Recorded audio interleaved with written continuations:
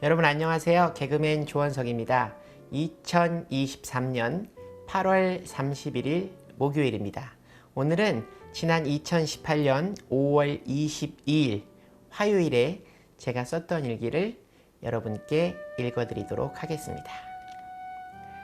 2018년 5월 22일 화요일 저녁 7시 이날 새벽 기도를 다녀와서 일기를 쓰고 저녁에 또 일기를 쓴 것 같습니다. 그래서 시간을 기록한 게 아닌가 싶네요. 교리 공부가 5시쯤 끝이 났고 집으로 와서 씻고 가볍게 토마토, 참외, 견과류를 저녁으로 먹고 이제 오늘의 교리 공부 내용을 정리하려고 한다. 오늘이 부처님 오신 날 휴일이라서 차가 많이 막힐 줄 알고 일찍 출발했는데 의외로 차가 안 막혀서 일찌감치 2시 30분쯤 주내임교회에 도착을 했다. 잠시 후 3시가 좀 넘어 교리 공부가 시작됐다. 오늘은 구원론에 대해 공부했다. 신론에서 인간론, 타락으로 그리고 구원론으로 이어지는데 그 사이에 예수님이 계시고 구원론은 성령을 통해서 이루어진다. 요한복음 1장 11절부터 12절 말씀. 자기 땅에 오매 자기 백성이 영접하지 아니하였으나 영접하는 자 곧 그 이름을 믿는 자에게는 하나님의 자녀가 되는 권세를 주셨으니. 디도서 3장 5절 6절 말씀.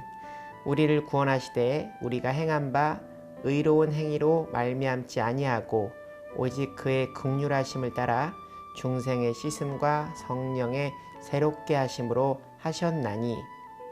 우리 구주 예수 그리스도로 말미암아 우리에게 그 성령을 풍성히 부어 주사. 오늘은 구원론이 핵심 말씀이다. 구원이란 예수 그리스도께서 객관적으로 획득하신 구원을 성령께서 주관적으로 적용하신 것이다. 가장 중요한 건 말씀이 없으면 성령이 임하심을 확인할 수 없다. 에베소서 2장 1절부터 10절 말씀. 이 시대를 살아가는 그리스도인으로 가장 큰 은혜는 내가 내 맘대로 살지 않는 것이다. 특히 8절 말씀. 너희는 그 은혜에 의하여 믿음으로 말미암아 구원을 받았으니 이것은 너희에게서 난 것이 아니요 하나님의 선물이라. 위에서 얘기한 구원이란 이라는 질문을 풀이해주는 구절이다. 은혜는 모든 사람에게 예수님이 주셨고 믿음으로 말미암아 구원은 성령을 수단, 도구로 얻는 것이다. 구원은 전적으로 하나님의 주권이다. 어떻게 이루어지는지 우리는 알 수 없다. 김승원 목사님께서 싱가포르에서 매주 전단을 들고 나가 전도를 하신 경험이 있으셨는데 관심 없어 하는 사람, 잠깐 읽어보는 사람, 그리고 이것저것 물어보는 힌두 교도들, 여러 종류의 사람들이 있다고 한다. 그러나 그 전단을 보고 몇몇 사람은 꼭 교회를 온다고 한다. 그 사람들의 마음의 변화를 우리는 알 수 없다는 것이다. 김승원 목사님께서 구원은 주님께 그냥 맡기세요 라고 말씀하셨다. 우리는 성령이 어떻게 임하시는지 알 수 없기 때문이다. 이거였구나. 내가 적대심을 가지고 이성메이 선배님을 만났고 교회를 나가지 않을 10,000가지 이유로 무장하고 나간 자리에서 그냥 선배님을 만나자마자 교회 다녀야겠다라는 생각이 들었다. 네 방식대로 예수님을 믿어봐 라는 선배님의 말이 와닿았던 그 순간이 나에게 성령이 임하신 구원의 시작이었구나. 그때 내가 왜 그랬을까? 그 이유를 알 수 없었는데 모르는 게 당연한 거였구나. 성령이 어떻게 임하시는지 사람은 알 수 없으니까. 아멘. 그리고 전도에 관한 말씀도 주셨다. 전도는 하나님의 명령이다. 내가 전도하는 과정을 통해 하나님을 보게 되고 알게 된다고 하셨다.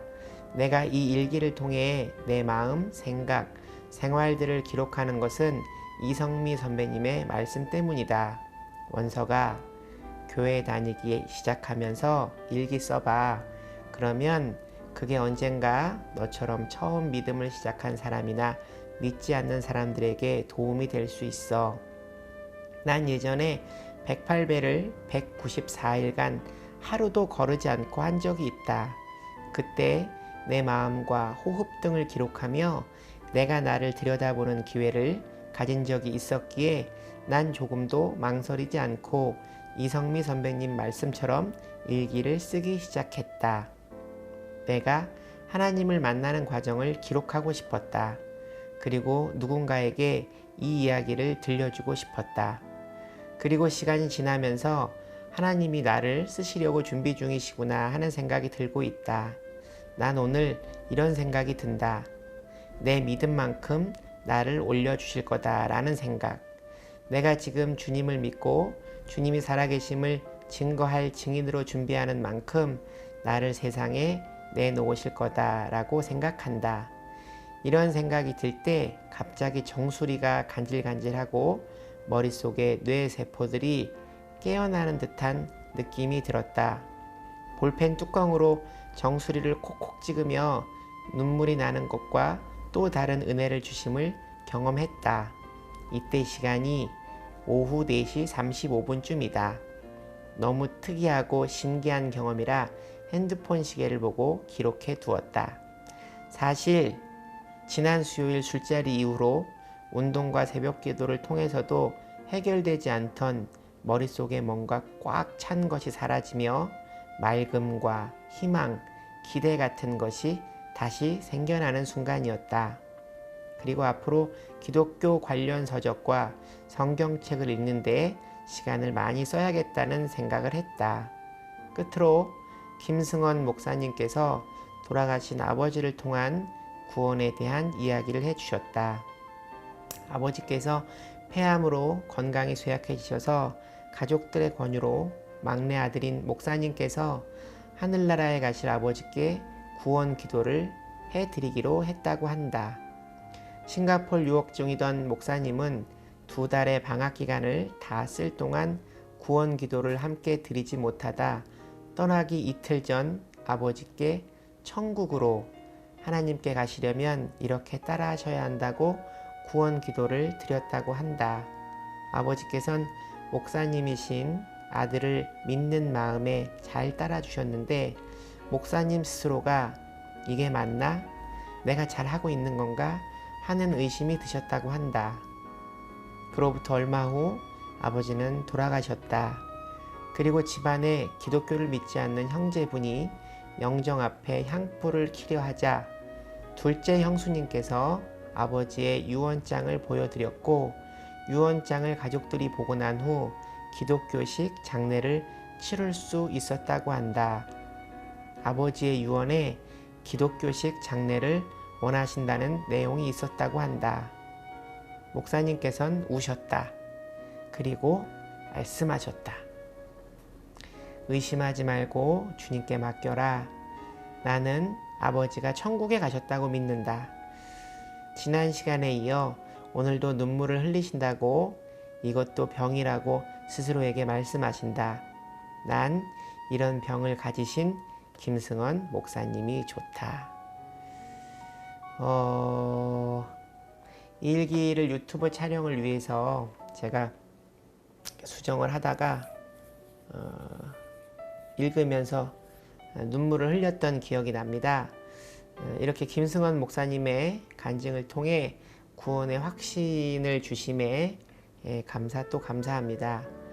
저희 어머니께서는 교회에 오랫동안 출석하시며 집사 직분을 받으셨었는데요. 사람마다 맞는 종교가 있는데 저는 절에 가서 빌어줘야 한다는 어떤 무속인 분의 말을 들으시고 어머니께서 절을 다니셨습니다.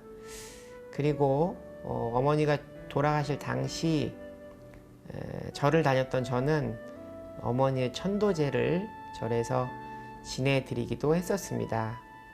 그리고 제가 다시 하나님을 만나 새벽 기도를 다니면서 어머니의 구원이 늘 마음에 걸렸었습니다. 그리고 딱히 어머니의 기도를 어떻게 드려야 할지 기도의 방법도 알지 못했었습니다. 그러다 다윗 왕의 이야기를 말씀으로 듣게 되었는데요. 아들이 아파서 통곡하며 기도하던 다윗 왕이 그 아들이 죽은 다음날 아무 일도 없었다는 듯 식사를 하는 모습의 말씀이 제 마음에 와 닿았습니다. 그래, 이것은 하나님의 영역이다. 내가 관여할 일이 아니다 하는 생각이 들었습니다. 그리고 굳이 궁금해할 필요도 없는 것이 어차피 죽으면 알게 될 일을 굳이 재촉할 필요가 있을까 하는 생각을 했습니다. 저 개인적으로 이 구원의 문제에 인간이 관여하면 바르지 못한 길을 가게 된다 생각합니다. 죽은 사람의 영혼의 구원은 한낱 거짓 선지자들의 돈벌이로 전락하는 경우를 저는 수없이 봐왔습니다. 믿음이란 믿는 것 아니겠습니까? 지금 현생의 제 삶도 앞으로 있을 죽음 후의 구원도 다 하나님을 믿음으로 믿고 맡기는 원석이가 되기를 바랍니다. 오늘 일기는 여기까지입니다. 여러분, 오늘 하루도 주님과 함께 동행하는 행복한 하루 되시기 바랍니다. 슈브! 여러분, 주님께 돌아오십시오.